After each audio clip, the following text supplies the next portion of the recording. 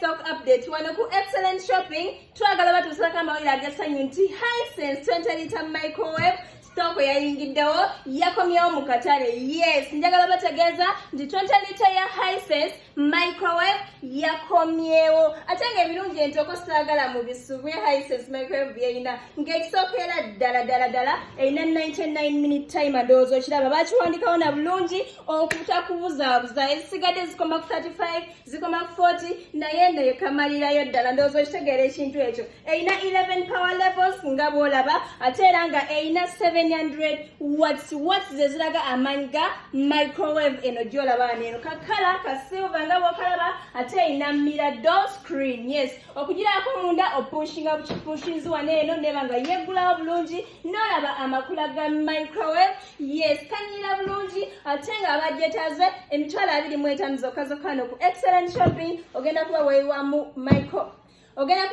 microwave ekyasinze ewaniridde akatale k'eggwanga lyonna. Yes, emitwalo 25 zokka wano ku excellent shopping tusangibwa ku Kotoyo Mall room number 305 tukubireko bagikutuuseko kuba ne delivery tuzikolera ddala temwekwasa.